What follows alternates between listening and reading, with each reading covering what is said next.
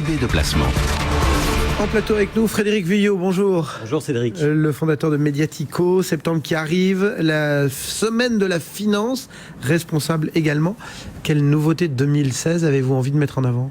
La première nouveauté, c'est déjà un changement de nom, puisque ce qu'on appelait depuis 2010 la semaine de l'ISR va s'appeler maintenant la semaine de la finance responsable. L'objectif, c'est de parler à un public plus large, à un public plus nombreux, de façon plus simple aussi, et puis c'est de permettre à un maximum d'acteurs d'organiser des événements évidemment qui vont promouvoir une épargne utile aux enjeux sociaux et environnementaux. Les organisateurs de ces événements, généralement, c'est des établissements financiers, des universités, des associations aussi. Ça se passe un peu partout en France, cette semaine de la finance responsable, évidemment à Paris, Lyon, Marseille, mais aussi Nantes, Bordeaux. Et puis ça débute normalement le 26 septembre, mais il y a toujours des événements qui viennent se greffer un petit peu en amont.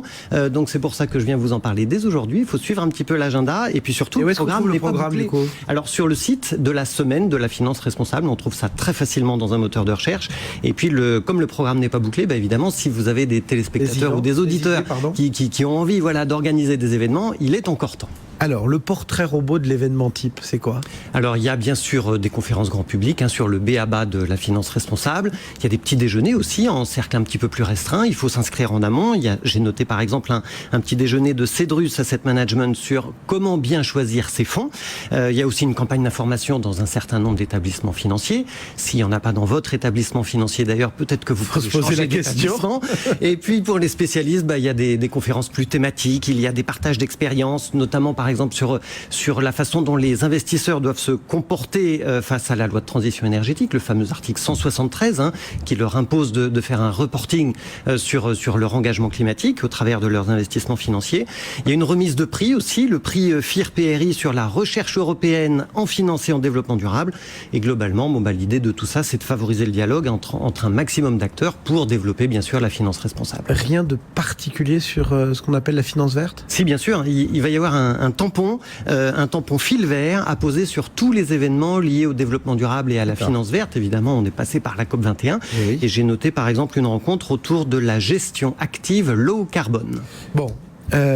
Malgré tout, les semaines comme ça sert à faire du buzz. Mais est-ce que ça sert vraiment à autre chose aussi ?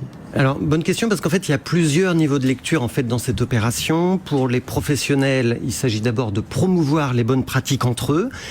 Pour les établissements financiers, il s'agit aussi de se benchmarker, de savoir qui fait quoi, qui est en avance, est-ce que moi je suis en retard.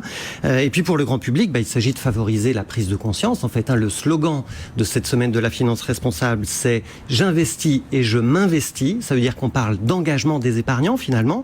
Et l'objectif final, c'est de drainer plus d'épargne des épargnants vers les enjeux sociaux et environnementaux, parce qu'au fond, il y a quand même beaucoup d'argent qui est placé en France, mais il y a beaucoup d'argent qui est placé pas forcément de façon responsable.